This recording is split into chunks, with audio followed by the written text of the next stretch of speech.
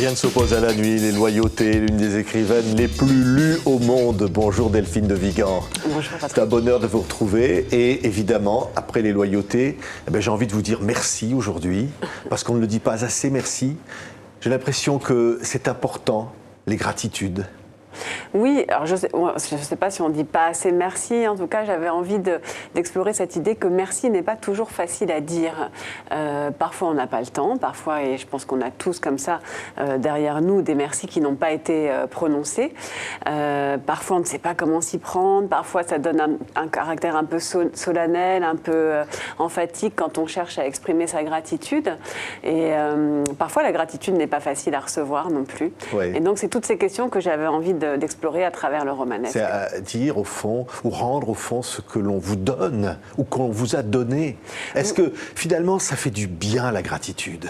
Oui, sans doute. Enfin, je pense qu'on a tous éprouvé à un moment donné le besoin de dire merci à quelqu'un qui a compté, en fait, qui a joué un rôle important pour nous, qui a changé le cours de notre vie, qui nous a ouvert une porte, qui nous a fait découvrir quelque chose. Dire merci, c'est sans doute une manière de partager, d'ailleurs, avec la personne qui vous a accordé ce bienfait, cette chose, de partager en fait ce bienfait avec lui ou avec elle. Mais parfois, on ne peut pas remercier directement les gens qui ont joué un rôle si important pour vous, et on le fait par une forme de transitivité, par une forme de transmission. Oui, oui. On va reparler du roman, mais à un moment, il y a un personnage qui dit c'est pénible à la fin, on croit toujours qu'on a le temps de dire les choses, on gesticule, on part dans tous les sens, et on oublie au fond, il faut dire, il faut parler. Oui, c'est vrai, mais ça aussi, je pense qu'on l'a tous vécu, ce moment où tout d'un coup, on se rend compte qu'il est trop tard, soit parce que la personne est morte, soit parce qu'elle ne peut plus entendre ce qu'on a à dire. Oui, sans doute, il faut dire les choses. On le sait, et pour autant, ça n'est pas si facile à faire. Oui, dire merci, et dire au fond aux gens qu'on les aime, et quelque part les gratitudes, parce qu'on va parler donc de ce livre. Il y a un personnage qui est étonnant, c'est Mishka, c'est une vieille dame, et ça commence par finalement un narrateur qui dit, au fond, l'histoire va se terminer. Oui, c'est Marie qui prend la parole. En fait, il y a deux jeunes gens qui sont auprès de Mishka, cette très vieille dame, on ne sait pas exactement quel âge elle a d'ailleurs, qui entre en EHPAD où elle va finir sa vie. Et elle est entourée de deux personnes. Marie, une jeune femme qui vient la voir régulièrement et dont on comprend en fait qu'elle a joué, que Mishka a joué pour elle un rôle très important. Donc, le fait de venir la voir comme ça est une manière pour Marie d'exprimer sa gratitude. Et Jérôme, un orthophoniste. Et c'est Marie qui prend la parole, en effet, dès le début du roman, en disant très vite, et ça n'est pas gâcher le suspense, que cette femme est morte et qu'elle veut redérouler ces derniers moments passés avec elle. Oui, parce qu'il est important de dire qu'à travers cette histoire, il y a des liens entre les personnages, des liens du passé, des liens du présent, comme pour une personne âgée, il y a le passé, ce que l'on a été et ce que l'on est.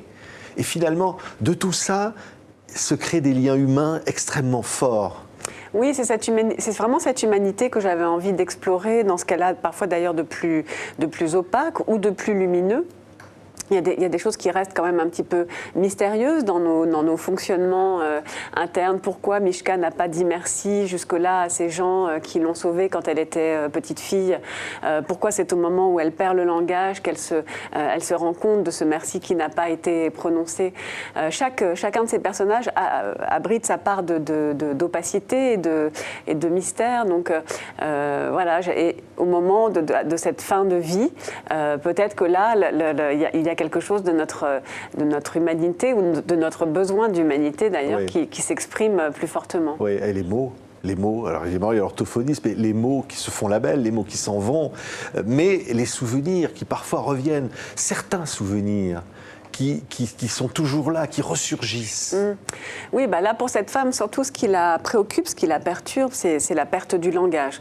Elle se rend compte que les mots lui échappent, comme elle dit, et qu'elle remplace d'ailleurs les mots qui manquent par des mots qu'elle invente, qui sont plus ou moins poétiques ou humoristiques. Et son souci à ce moment-là, c'est de se dire, effectivement, je n'ai pas remercié ces gens, comment je vais pouvoir le faire, et la nécessité le besoin qu'elle éprouve, c'est de les retrouver pour pouvoir exprimer ce qu'elle a à dire. Oui, c'est une recherche. à laquelle participe notamment l'orthophoniste. Je vous cite, il dit à un moment, je suis orthophoniste, je travaille avec les mots et avec le silence, les non-dits, je travaille avec la honte, le secret, les regrets, je travaille avec l'absence, les souvenirs disparus et ceux qui ressurgissent au détour d'un prénom ou d'une image. C'est extraordinaire comment les mots, finalement, peuvent faire ressurgir les âmes. Oui, c'est quand même ce qui nous constitue peut-être le plus en tant qu'humain, c'est le langage. Donc, qu'est-ce qui reste quand le langage disparaît? Comment on peut s'exprimer? C'est aussi une des questions que pose le roman. Et Jérôme, cet orthophoniste, son métier, c'est de lutter un peu contre l'inéluctable, parce qu'il sait que cette femme, de toute façon, perd les mots, et que le travail qu'il fait avec elle, qu'elle n'a pas très envie de faire d'ailleurs, elle préfère en général papoter avec lui plutôt que de faire les exercices, permet de retarder les choses, ce travail permet de retarder les choses, mais pas évidemment d'enrayer le processus. Donc il est grand temps de dire, en fait, pour cette femme, et peut-être cette urgence, elle la transmet à ceux qui l'entourent, qui eux sont plus jeunes et ont peut-être plus de temps. Elle la transmet à Jérôme, elle la transmet à Marie, et implicitement, c'est ça le message aussi qu'elle leur laisse. Il faut effectivement dire les choses. Alors, les personnages prennent la parole, évidemment, se succèdent dans le roman, mais finalement se retrouvent à la fin, parce que c'est elle qui crée finalement ce lien, et au fond, elle révèle cette part d'humanité qu'ils ont en eux, et ce besoin finalement de transmettre cette humanité. C'est ça, au fond, les gratitudes. Oui, tout à fait. Elle est un peu comme un révélateur, en fait, un révélateur de sentiments. Et j'aime bien cette idée, voilà, que les gens très âgés sont là aussi pour nous transmettre quelque chose de cet ordre-là. Oui. Comme dire, vieillir, c'est apprendre à perdre quelque chose chaque jour. Mais au fond, on a l'impression qu'elle gagne aussi. On peut, en tout cas, il y a différentes lectures possibles du roman, et c'est quand même un roman sur la fin de vie, sur la perte du langage, etc. Mais j'espère en effet l'avoir traité d'une manière qui n'est pas trop sombre, qui ne contourne pas d'ailleurs la perte, et qui ne contourne pas la douleur, parce que ça me semblait important malgré tout d'en rendre compte, et je le fais notamment à travers ce personnage de Jérôme, qui est un spectateur assez lucide de cette perte, de ces pertes successives. Mais peut-être au fond, ce qui sauve Mishka, ce qui rend les choses acceptables, c'est d'une part qu'elle a une vie dont on comprend qu'elle a été bien remplie, et qu'en effet, au moment où elle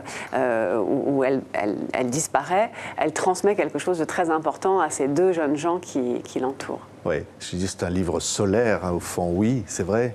C'est un livre qui donne envie d'aimer, de regarder autrement la vieillesse, ces EHPAD dont on parle aujourd'hui beaucoup dans l'actualité, cette inéluctable fin de vie qui pose problème, où l'on parle de dépendance, où l'on parle de financement de la dépendance, et se dire au fond, derrière tout ça, il y a cette humanité. Oui, ces liens en fait qui sont extrêmement importants, et je pense que les gens qui travaillent dans les EHPAD savent à quel point c'est ce lien, c'est le temps qu'ils ont, dont ils disposent, ou parfois ne disposent pas, pour créer ce lien qui est le plus important. Oui, et ce qu'ils en tirent eux-mêmes, sans l'avoir cherché, mais au fond, on voit bien votre personnage, au fond, il est grandi, il a envie de remercier ces personnes âgées. Oui, c'est vrai.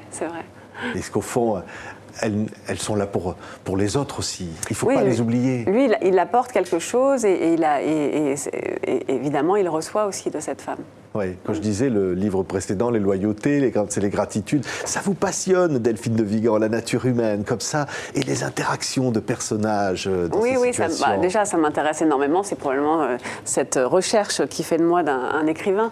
Mais là, en ce moment, j'expérimente en particulier cette question des liens comme ça qui nous unissent, liens visibles et invisibles, passé et présent. Je l'ai fait à travers les loyautés, et aujourd'hui à travers les gratitudes.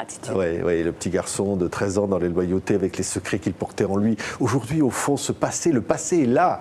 Et c'est qu'au fond, on voit les secrets que chacun peut porter en lui. Et la part que ça peut prendre, et à travers, évidemment, derrière, l'enfance et les souvenirs. Ça compte beaucoup, ça, dans le roman. C'est sans doute un des aspects qui relie ces deux livres, qui par ailleurs se lisent tout à fait indépendamment l'un de l'autre. C'est la trace que l'enfance laisse en nous. Ça, c'est un vaste sujet qui occupe pas mal mon travail de romancière. Et là, évidemment, c'est le cas pour Mishka. Il y a cette enfance pendant la guerre qui a joué un rôle très important pour elle et qui probablement, c'est le fait d'avoir été sauvée, d'avoir reçu comme ça quelque chose de si important de la part de gens qu'elle ne connaissait pas. C'est ça probablement qui a fait d'elle cette femme capable aussi d'accueillir plus tard une petite fille, une petite voisine et qui lui a donné envie de transmettre. C'est ce en quoi je disais, la gratitude, elle ne se transmet pas forcément dans une relation interpersonnelle. Il ne s'agit pas forcément d'une dette envers la personne qui vous a donné. C'est quelque chose de plus vaste en fait. C'est reconnaître aussi que les choses qui nous arrivent dans la vie, les choses qu'on fabrique dans la vie, on ne les fabrique jamais tout seul. On a toujours besoin de quelqu'un. Ouais. C'est magnifique. Merci Delphine de Vigan. Merci. On a l'impression que dans chaque être humain, il y a une part de toute l'humanité, au fond. Sans doute. Qu'on va chercher comme ça, que la romancière s'amuse à faire ressortir. En tout cas, c'est un livre extrêmement touchant, très émouvant, dont on ne révélera évidemment pas les derniers instants. Ça s'appelle Les Gratitudes, et qui explique comment et pourquoi tant de lecteurs vous suivent et vous aiment à travers le monde. Delphine de Vigan, c'est publié chez Lattès. Merci. Merci beaucoup d'avoir été notre invitée. Merci.